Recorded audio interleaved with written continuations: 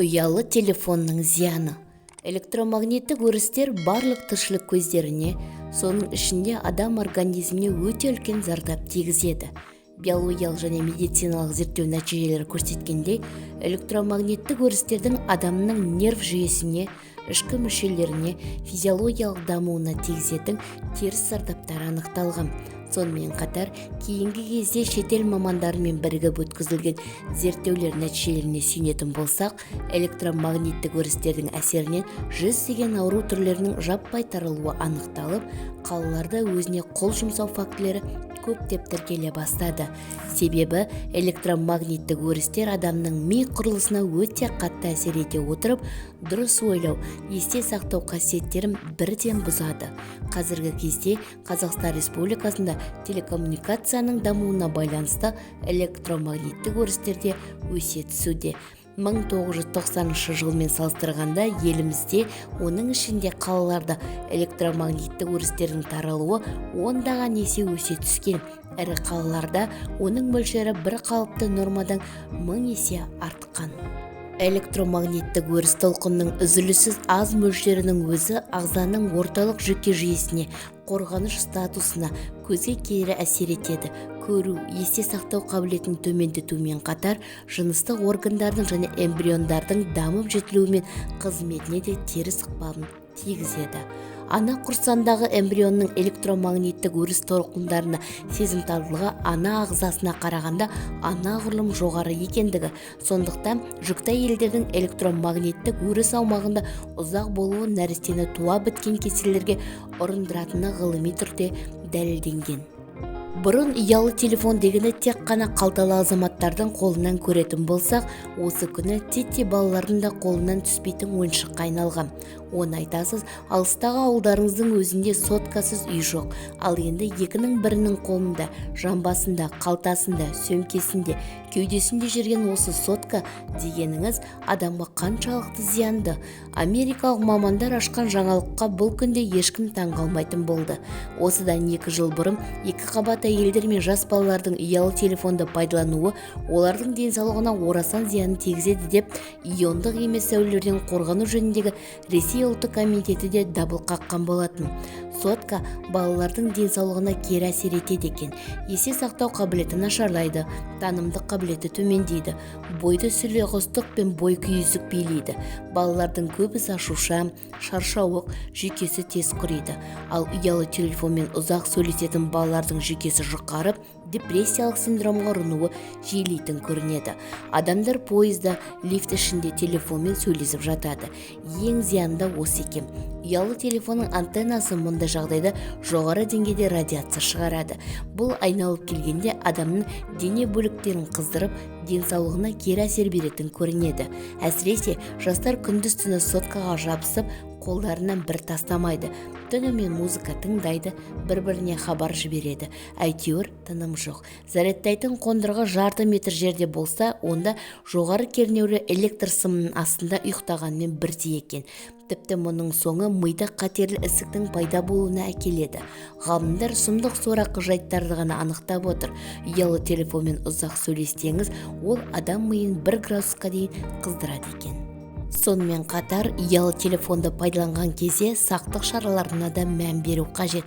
Біріншіден, аталған қондырғыларды тұйықтау жүйесіне міндетті түрде енгізу қажет. Екіншіден, компьютерлер мен ойын автоматтарын және тағы да басқа құралдардың орналастыру талабы мен пайдалану уақыты сақталынуы тиіс. Күндік тиістік уақыты 5 сағат. Пайдалану барысында үлкендер әрбір сағат сайын, балалар әр 30 минут сайын үзіліс жасауы, мұнымен қоса жұмыс орнындағы электромагниттік өріс деңгейінің көрсеткішін бақылау барысында зертханалық өлшеулер жүргізіп тұруы қажет. Қазір екінің бірінің қолында ұялы телефон. Жас та, кәрі де бір-бірімен телефонды құлаққа тосып, күндіз-түні сөйлесумен болады. Ұялы телефонды еңбектеген баладан еңкейген қартқа дейін пайдаланады. Тіпті қолдан тастамай, тәулік бойы қызығына бататындар да баршылық. Осылайша олар өздерінің алтын уақыттарын жоғалтады. бір күнде 24 сағат болса, соның 9-10 сағаты ұялы телефон пайдаланумен өтеді екен. Мектеп оқушыларының көбісі ұялы телефонды сабақ үстінде пайдаланады. Музыка тыңдайды, бейне клип көреді, кейде сондағы әуенге еліктеп, ұйқылы ояу маужырап отырады. Соның әсерінен сабаққа деген қызығушылығы да әлсірейді. Оның жарқыраған экранына қарап отыру ең алдымен көз жанарын құртады. Сонымен қатар есте сақтау қабілетін бұзып, нерв жүйесіне кері әсерін тигізеді.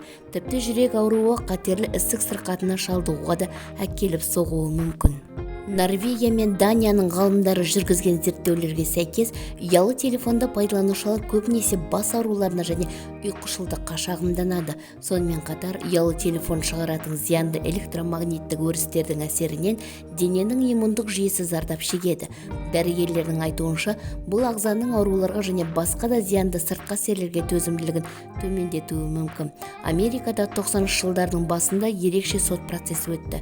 Адвокаттар ми ісігінен зардап шеккен әйелдің өліміне ұялы телефонның зияны әсер еткен дәлелдей алды. Басыңызды байқаңыз, көру қабілеті нашарлайды. Ресейде егеу құйрықтарға өткізілген эксперименттер кезінде электромагниттік толқындардың әсерінен жануарлардың көру қабілеті төмендеген. Ұйқы қанбайды. Ұйықтау кезінде тіпті ең қарапайым ұялы телефон ұйқыңыздың қануына кедергі келтіруі мүмкін. Өйткені ұялы телефонның электромагниттік толқындары орталық жүйке жүйесіне кері әсер етеді екен.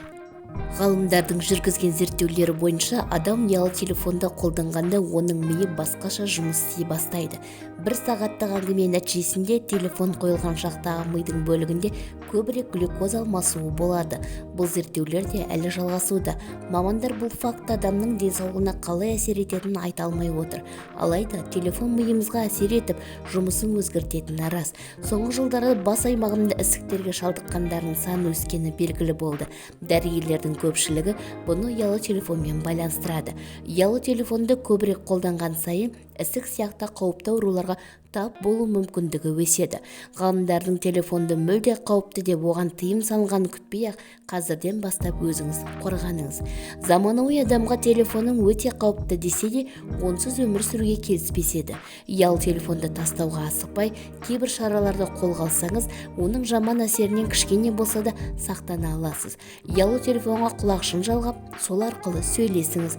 Телефонды қалтада, белдікте ұстамаңыз. Телефонды қолда ұстап, жастықтың астына салып ұйықтамаңыз. Мүмкіндік болса, қоңырау шалғанның орнына хабарлама жаза салыңыз. Желі ұстамайтын жерлерден қайта-қайта телефон шалуға тырыспаңыз. Бұндай кездері телефон одан бетер көбірек толқындар шығарады.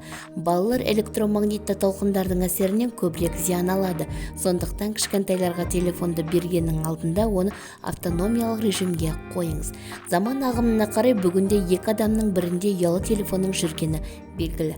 Рас, оның ішінде не керектің бәрі бар. Мәселен, сағат, күнтізбе, есептеуіш, сурет пен видеоға түсіру, есте сақтау, қалаған өлеңді жазып алу, тыңдау және басқасы. Шынымен, қазір осы бір кішкентай заттың көмегінсіз еш нәрсе шеше алмайсыз. Ең кішісі, керек адамыңызда қаланы шарламай-ақ осының көмегімен тауып аласыз. Әрине, мұны шығарған адамдар оны әу баста ел игілігі, байланыстың тиімділігі үшін ойлап тапқан ғой. Ал біздің қазекемдер жасыратыны жоқ. Осынау алақанға сыйып кететін қалта телефонында есін білмейтін жас балаларға ойыншыққа беріп қояды. Оны ұстаған бала алдымен аузына салады, жалайды. Ал оның іші сыртында бала саулығына зиян келтіретін заттарды баршылық. Меніңше мұны барша ата-ана ойлауы керек.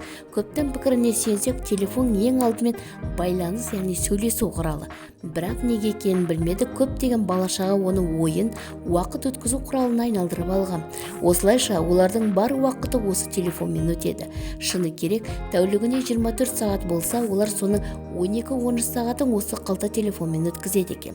Мектеп оқушыларының біразы дерлік оны сабақ үстінде пайдаланады.